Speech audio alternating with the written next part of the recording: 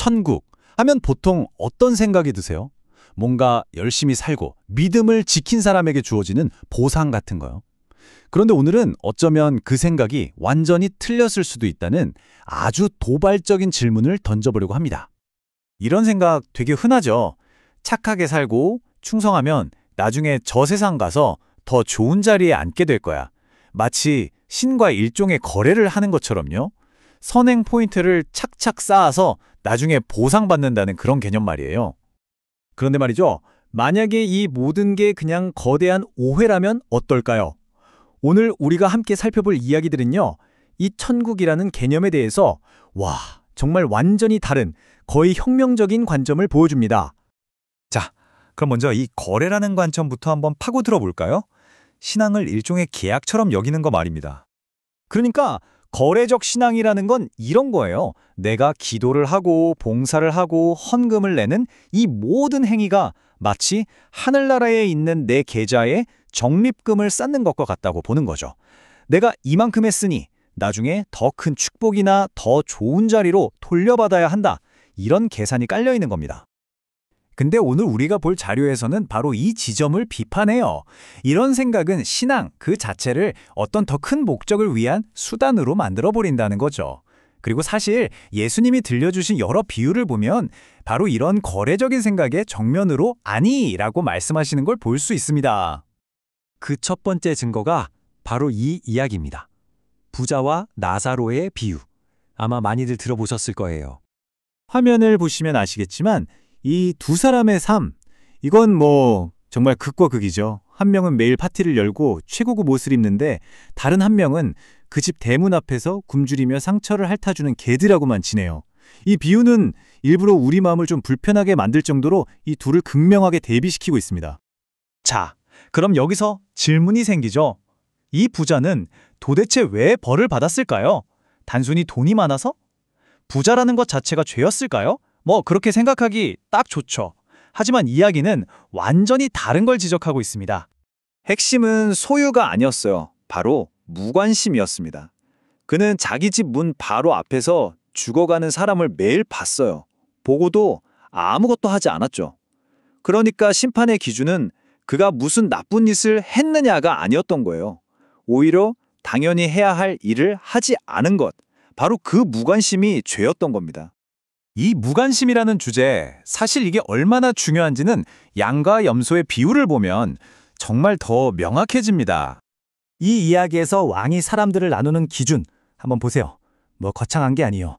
배고픈 사람에게 먹을 걸 줬는지, 목마른 사람에게 마실 걸 줬는지, 낯선 사람, 헐벗은 사람, 병든 사람, 감옥에 갇힌 사람을 돌봤는지, 바로 이런 아주 구체적이고 기본적인 연민의 행동들이 심판의 기준이 됩니다. 그런데 여기서 진짜 반전이 뭔지 아세요? 칭찬해받은 의인들이 당황해요. 저희가 언제 왕께 그렇게 해드렸죠? 하고 되묻습니다. 그러니까 이 사람들은 자기가 한 일이 그렇게 대단한 일인지, 심지어 왕을 직접 섬기는 일이었다는 걸 전혀 모르고 있었다는 거죠. 바로 이 지점에서 엄청난 역설이 드러나는 겁니다. 신은 저 멀리 하늘 보좌에 앉아 계신 분이 아니라 바로 지금 내 주변에서 굶주리고 병들고 소외된 사람들의 모습으로 우리 곁에 있다는 거예요. 이 가르침에 따르면요. 우리가 가장 약한 사람에게 손을 내미는 그 순간이 바로 신을 직접 만나는 순간이라는 겁니다.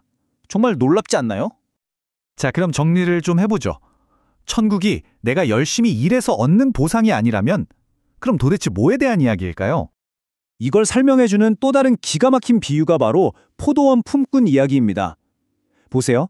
아침 일찍부터 와서 뼈 빠지게 일한 사람이나 일이 거의 끝날 무렵에 와서 딱 1시간 일한 사람이나 받은 돈이 똑같아요.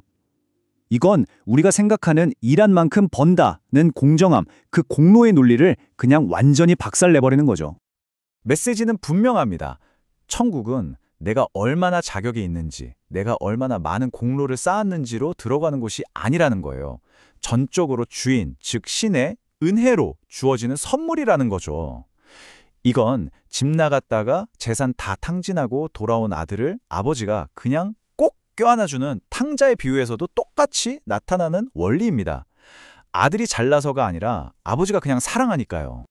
자, 그러면 이런 은혜의 논리는 우리 삶에 어떤 영향을 미칠까요? 우리가 어떻게 행동해야 하는지에 대한 아주 직접적인 답을 줍니다. 어떤 율법 전문가가 예수님한테 와서 이렇게 묻습니다. 제 이웃이 대체 누굽니까? 이 질문 되게 교묘해요. 제가 어디까지 책임을 져야 하죠? 제가 도와줘야 할 사람의 경계선은 어디인가요? 이걸 묻는 거거든요. 내가 사랑해야 할 사람과 아닌 사람을 구분하려는 아주 계산적인 질문인 거죠. 이 질문에 예수님은 이웃은 이런 사람이야 라고 정의를 내려주지 않으세요. 대신 이야기를 하나 들려주시죠.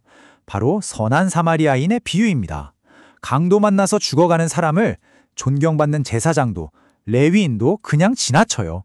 그런데 당시 모두가 무시하고 경멸하던 사마리아 사람이 멈춰서서 그를 정성껏 돌봐주죠. 결국 예수님은 이웃이 누구인가? 라는 질문을 누가 이웃이 되어주었는가? 라는 행동의 문제로 완전히 뒤집어 버리시는 겁니다. 그리고 이야기의 끝에 이렇게 말씀하시죠. 가서 너도 이와 같이 하라. 이건 그냥 이렇게 하면 좋지 않을까 하는 권유가 아니에요. 이건 명령입니다. 너의 적이라고 생각하는 사람에게조차 이렇게 급진적인 사랑을 베풀라는 아주 강력한 명령인 거죠. 자, 이제 거의 다 왔습니다. 이 모든 이야기들을 하나로 묶어볼까요? 오늘 우리가 살펴본 이야기들이 말하는 천국은요, 죽어서 가는 어떤 장소나 착한 일을 많이 한 사람에게 주어지는 트로피 같은 게 아니에요. 그보다는 우리가 지극히 작은 자, 한 사람에게 사랑을 베푸는 바로 그 순간, 바로 이 땅에서 실현되는 현재의 현실이라는 겁니다. 자연스럽게 우리의 관심은 나중에 뭘 받을까 해서 지금 내가 무엇을 할까로 옮겨가게 되죠. 내세의 보상이 아니라 지금 여기에서의 실천으로요. 그렇다면 결국 우리 인생의 마지막에 남는 가장 중요한 질문은 어쩌면 이게 아닐까요? 너는 평생 얼마나 많은 업적을 쌓았니가 아니라 너는 내 눈앞에 있던 바로 그 사람을 어떻게 대했니? 이 질문이야말로 오늘 우리가 나눈 이야기의 심장부에 있는 우리를 계속해서 생각하게 만드는 아주 강력한 메시지라고 할 수 있겠습니다.